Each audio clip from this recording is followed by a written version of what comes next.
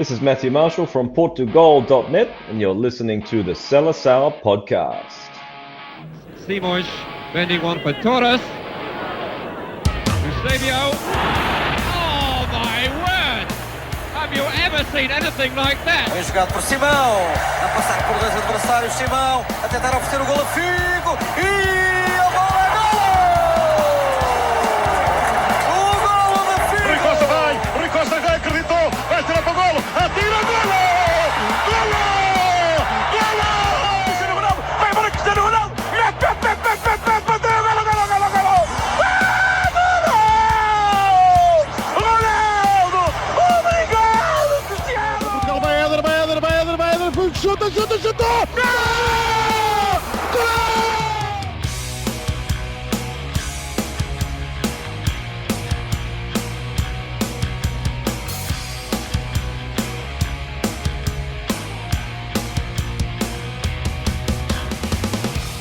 And we welcome you to episode number 86 of the Seleção podcast, a proud partner of Portugal.net and Palma Media. My name is Danny Pinto. I am your host.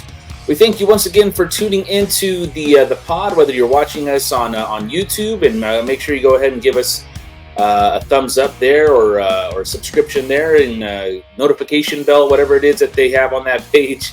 Or if you're listening to us old school, as the old school way of podcasting, which is kind of an oxymoron. But if you're listening to us on Apple Podcasts, Spotify, any of the podcasting platforms that are out there, we are on.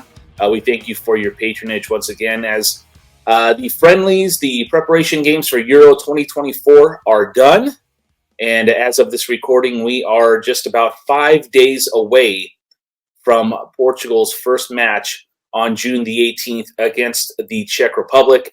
And we're just going to quickly recap the three friendlies that Portugal just had. As far as I know, the success of these friendlies come down to, number one for me is lack of injury. There were no injuries or any major knocks or anything like that, so that's good. So the team will be heading into the tournament with a full, healthy squad.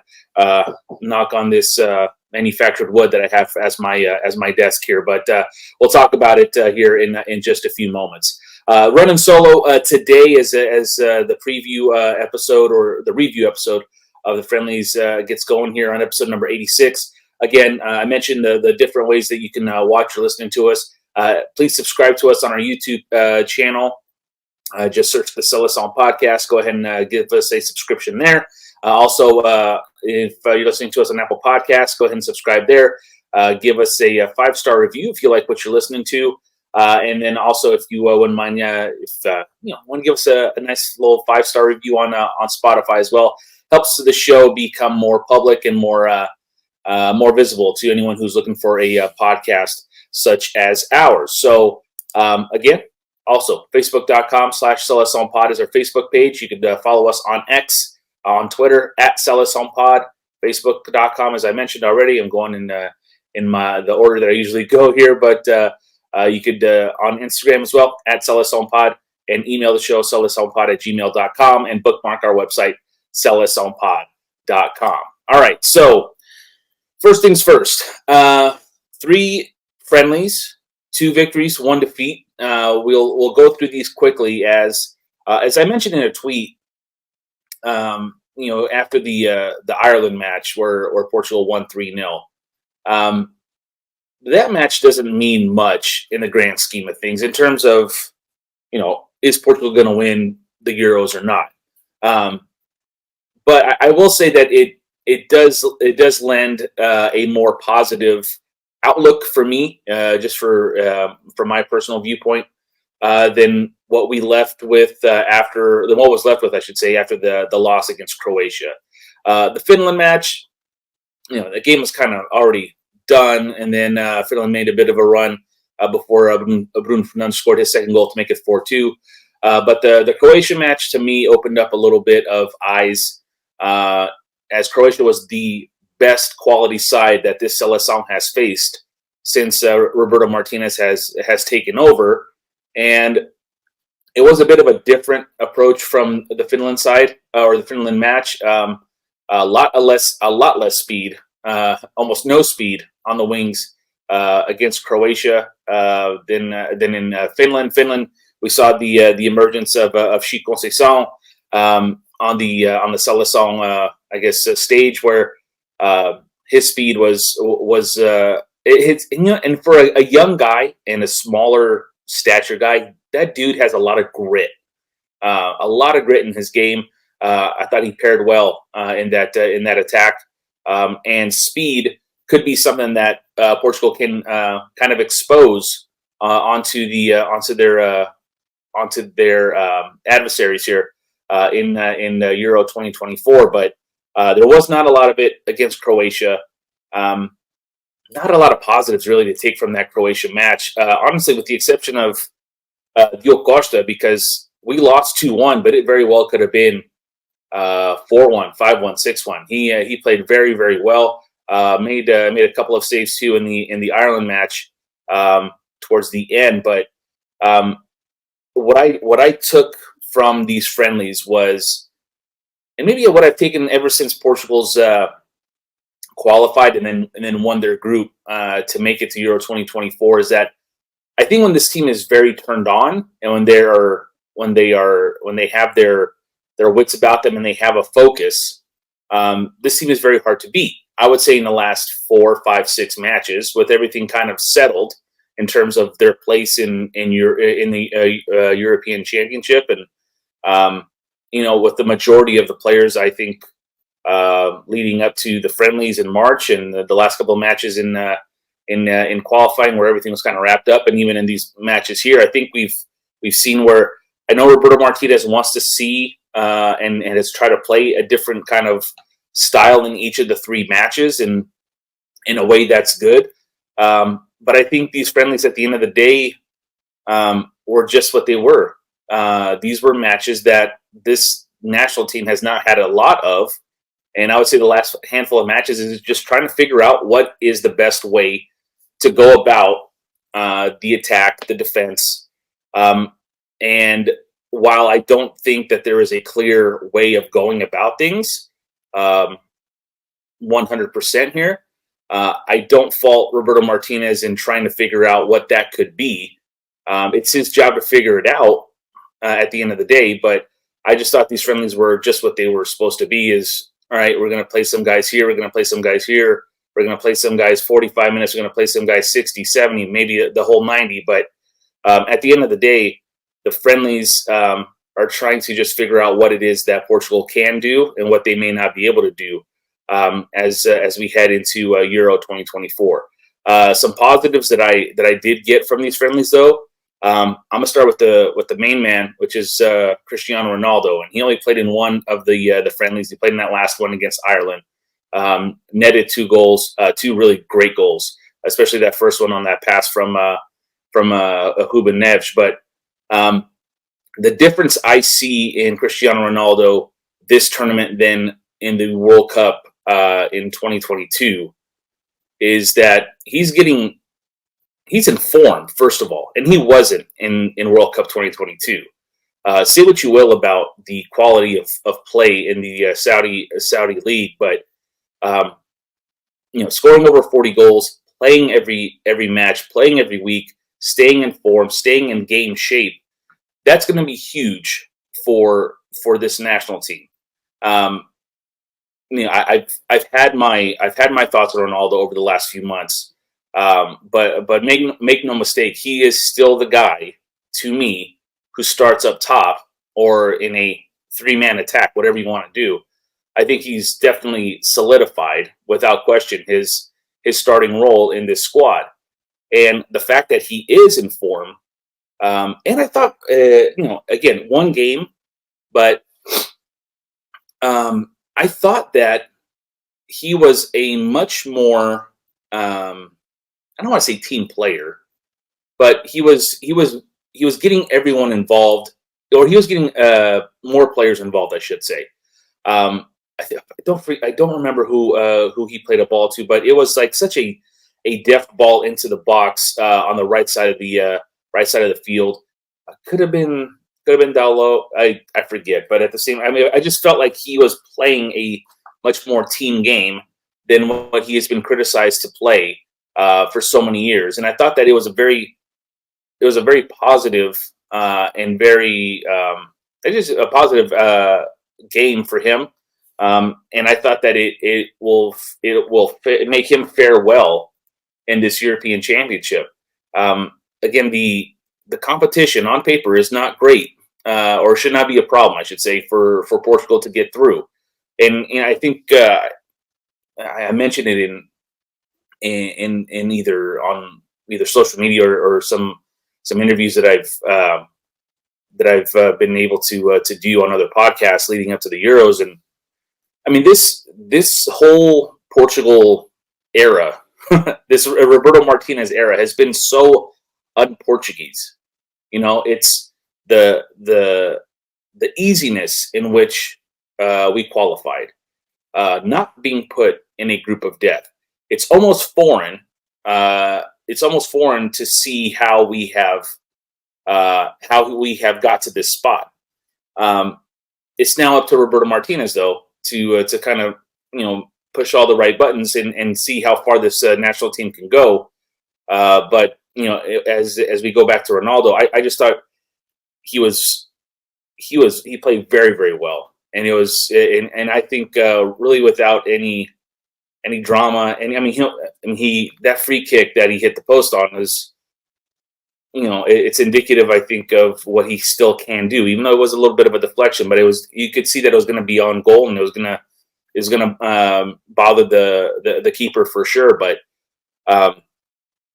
there's still so much class left in those boots. There's still so much class left in that body that I still think that there's a good possibility here that Portugal will get something out of CR7 that will all look and be like, wow, I can't believe he could still do that. So I think Ronaldo, a big positive heading into the Euros on the back of that Ireland performance.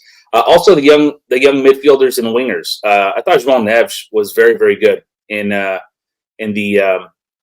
exhibitions here in the friendlies. Vitinha, I thought was very good. Francisco Seleção, I thought was very good. Again, this next generation of players. Vitinha obviously been around a little bit longer than the other two young guys, but still he has not really left his mark yet with this national team. And I think he has a very good opportunity to do that in this coming tournament. I thought João Neves very calm, always on the ball. Francisco Conceição giving problems to opposing defenders almost every time he had the ball in his time playing in these exhibitions here. So I really liked what I saw out of them in the three friendlies.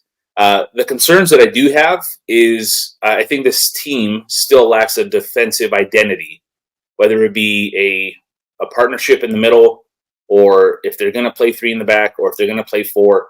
Again, it's Roberto Martinez's job to do what needs to be done in order to identify that. And there needs to be at some point, and it's probably not going to be in this tournament unless he goes down injured, but someone at some point, and I'm looking at Antonio Silva and Gonçalo Inácio, someone has to at some point take the reins from Pep, because Pep's going to play I almost said the F word. Pep is going to play his heart out for this team until the wheels absolutely fall off. And I have, for maybe the last couple of tournaments, thought that the wheels had already fallen off, or it could. And the guy, Pep, just continues to prove that he could still go at this level. And him and Ruben Dias are likely going to be the pair, if they go with two center backs, are likely going to be the pair that start in the back. And I'm all right with that, because I'd rather go with tried and true than experiment now in a tournament. Now, that's not to say that if qualifying for the knockouts goes a certain way and we get in maybe with 2 wins, excuse me, with 2 wins already, and we've won the group or whatever it is, you give Pep that rest day. You bring in Inácio, you bring in Silva, one of the guys, or maybe you play 3 in the back at that time. But It is a little concerning given that they haven't looked as dominant as they should on paper. Dominant maybe not be the right word, because I don't think we have like shut down defenders. But I mean, the one thing that you always got with a Fernand Sanch defensive team was just that. It was grit. It was a focus on making sure that the goalie got less and less work throughout qualifying, throughout the match, throughout any game.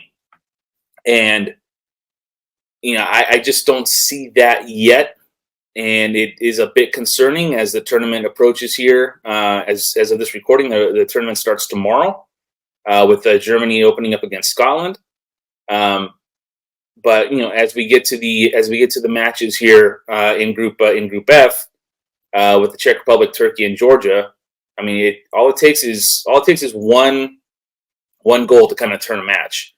And if the defense isn't on their toes, a tournament in which Portugal could make a deep run could be a short one if the defense isn't locked in. So I think you fix that by, again, and he's 41 years old, but I mean Pep's got to be at the center of that. And if you go with four in the back, and you go with two central defenders, it's got to be Pep and it's got to be Ruben Dias. I don't think Ignacio or Antonio Silva has earned the right to replace either one of them at this point. I am still a little wary of Diogo Costa in the back, and it stems from the World Cup in 2022. I don't think after that near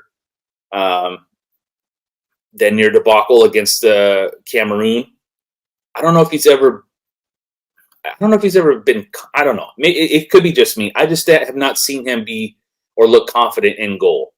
The match against Croatia stood on his head, and I applaud him for that. But it's also a friendly, and I'm hoping that he is good between the ears. This could be a big summer for him. If he has a great summer, it's likely he's played already his last match for FC Porto. And then he's on to a bigger European club here, starting the next club season. But I'm still weary of him. Am I concerned? Is it a big concern? It's not a big concern, but it's enough of a concern that it still kind of worries me a little bit. Because I don't know. I'm not there fully yet with him. But José Sá or Rui Patricio, is that an upgrade either way? I think Rui Patricio is there for being the veteran of that group, and José Sá was very, very good in the Premier League this year. But is he ready to be the Portugal number one or to replace Diogo Costa? I don't know. The matches have shown us that Diogo Costa is Roberto Martinez's number one, and I think that he's merited that by his play in the for Porto. And I mean, he didn't give up many goals in qualifying, but he also wasn't really tested either. The game against I always screw up either Slovakia or Slovenia, but anyway, where we won 3-2. Those were the only two goals he gave up, but that again really wasn't tested throughout the qualifying campaign. Was really tested against Croatia. So we'll see. So it's more of not a concern per se. It's more maybe just of a personal feeling I have. Has nothing to do with him playing for Porto. As you can see all the red behind me if you're watching on YouTube. Absolutely not. But it just seems like between the years that Cameroon play shook him throughout the entire World Cup tournament, the rest of the World Cup tournament. And it never kind of went away for me, I guess. Anyway, but hopefully he'll shut me up on that and have a great tournament for the Seleção. And speaking of the Croatia match, this was the first match, the best match, or the best opponent Portugal has played since Roberto Martinez took over. And and they did not pass the test. And again, it's a friendly. You have some players out. You have some players only playing 45. You have some players coming on in the second half. I get that, but Croatia is in the tournament. They have made, in recent history, they've made a World Cup final. They've done very well in the Euros. So it was a test that Portugal just did not fare well in. Never really felt like Portugal was in any kind of control in the Croatia match. And even when right at the onset of the second half, when Nelson Smith found the Oakdale to get the goal that tied the match, Croatia came back a few minutes later and got their second goal, and Portugal were chasing really, but without really any kind of serious threat. So the competition's obviously going to get a lot more fierce in this tournament as hopefully Portugal goes into the knockout stages and hopefully deeper into the tournament. And I'm just hoping that they can respond. They can respond in kind and be ready for the test that is ahead of them. And the last kind of concern I have, not really his fault, I'm a little concerned about Bernardo Silva and his kind of place in this lineup if he's not playing in the middle of the field.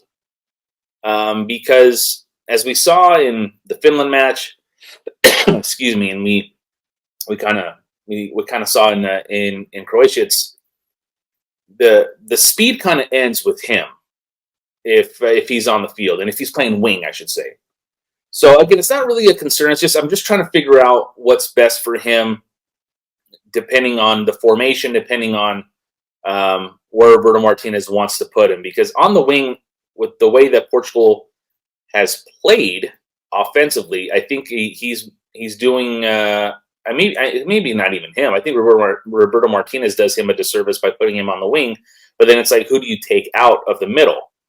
You're not going to take out Bruno. You're not going to take out João Palhinha.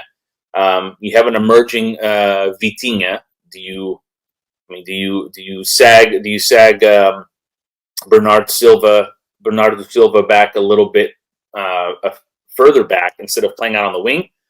I don't know. It's a question for Roberto Martinez to answer. But again, I'm just trying to figure out where Bernardo Silva is going to not only impact but contribute to this lineup. I don't want to see him come off the bench, but then it's like if you start him and he isn't doing much because he's out on the wing, it's almost like not wasted, but it's just there are options, I guess, faster options than there were before. And I don't know. I think it's a tough spot for Bernardo Silva. And again, not really his fault. It's just the way the style of play and the players in the midfield and the wings. It's just kind of, I don't know. I'm interested to see how he plays in this tournament for sure. And hopefully Roberto Martinez figures it out. So some key players for me heading into this tournament. I have three. One is Diogo Costa. I already kind of went over that.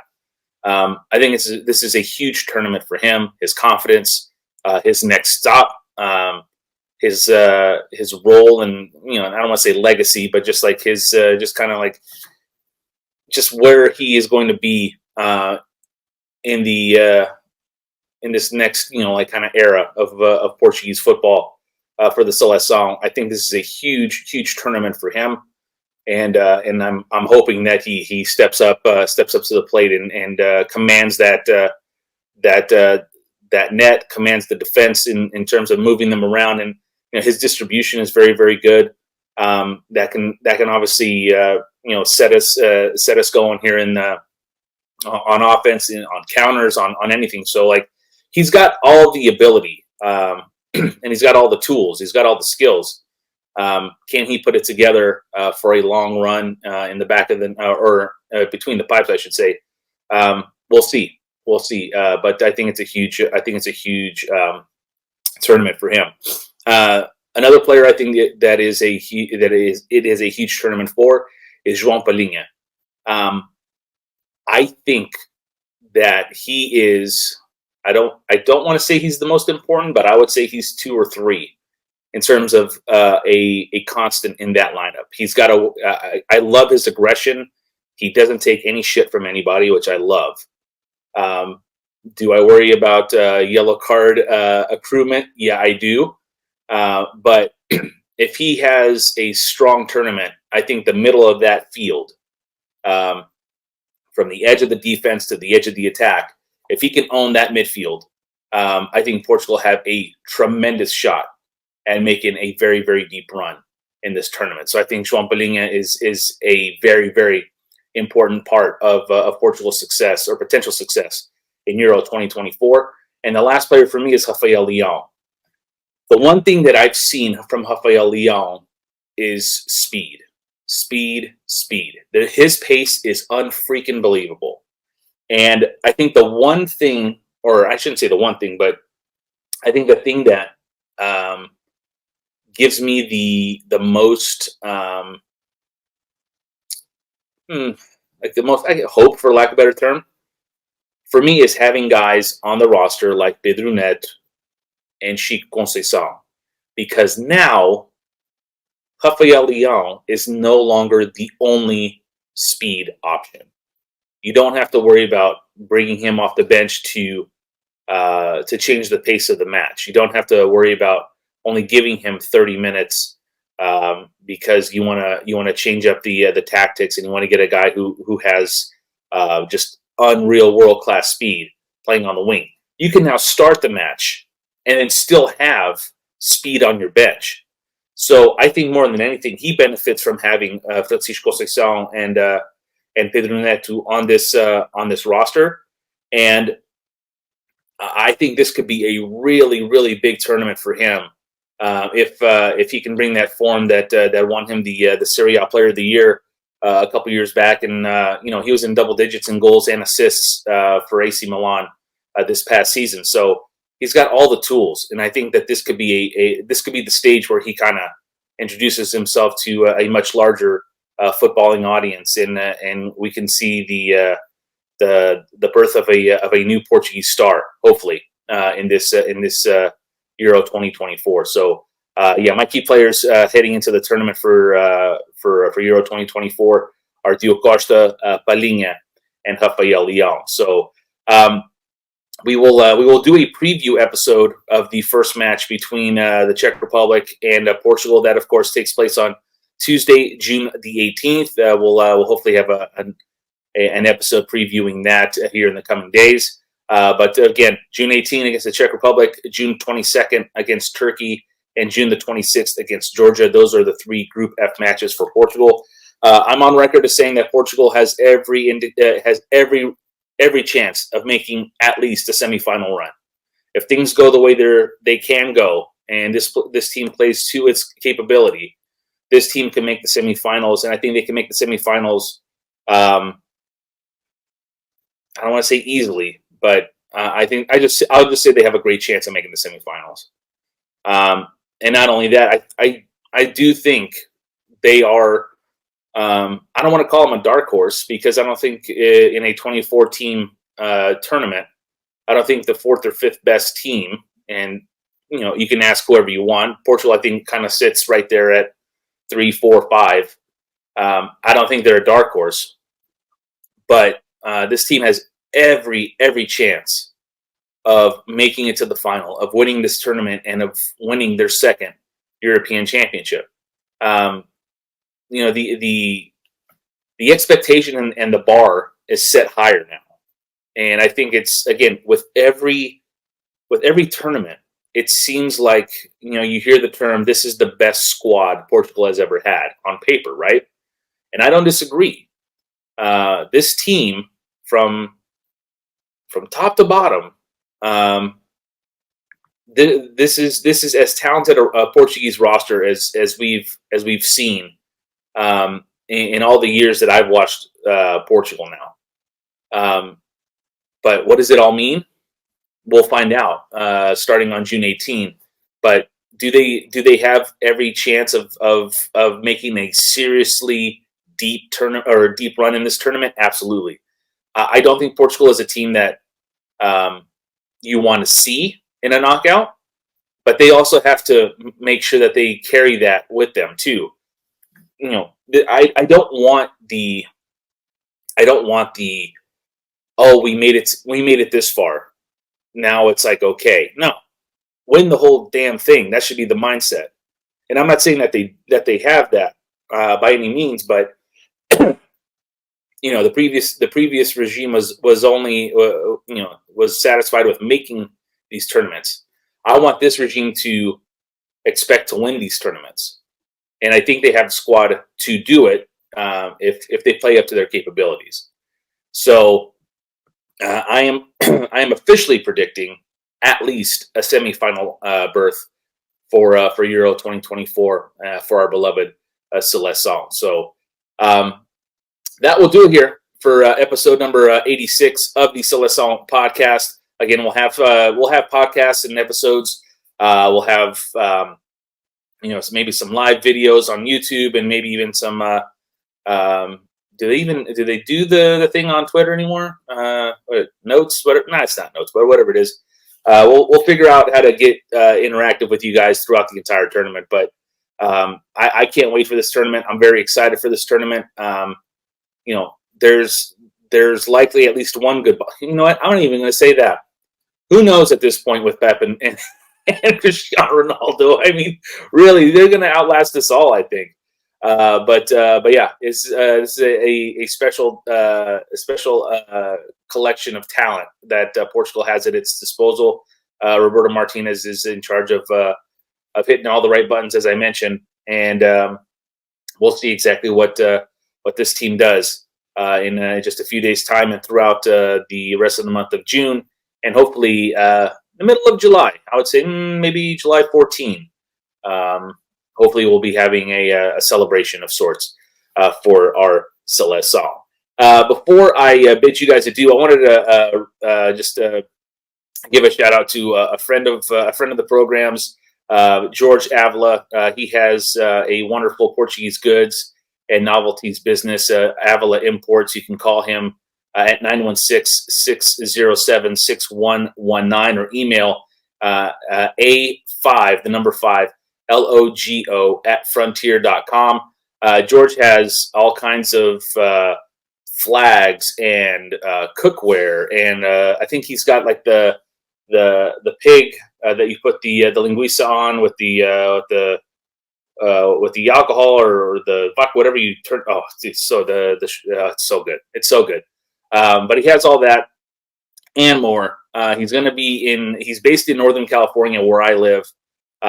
You catch George and his family, great family. They travel with him every weekend where he goes up and down Northern and Central California during the Festa season, which is in full swing right now. Everywhere you go, whether you're in California, you're back east, you're in Toronto, in Canada. Make sure that if you're in Northern California, if you're in Central California, make sure you're reaching out to George. He's going to be at the San Pedro Festa in West Sacramento at the end of June. He'll be in Livingston on July the 7th, Manteca July the 14th, Oakdale July 27th, and then Benicia on July the 28th. He has some other dates later on in the year, but that's kind of peak Festa season, those dates right there. So again, Avila Imports, 916-607-6119. Email him A5logo@frontier.com. We'll have his information also in the summary of the episode, so you guys don't have to, pause, rewind, write it down. Did he say 5? Was it the number 5? Was it the word 5? I'll have it all in the summary of the episode. And just give him a call, give him an email. He has some great stuff, and hopefully you guys can patronize him if you're in the Northern or Central California region during Festa season. That will do it for episode number 86 of the Seleção podcast. My name is Danny Pinto. I have been your host. We are a proud partner of Portugal.net and Palma Media. And as always, Força Portugal!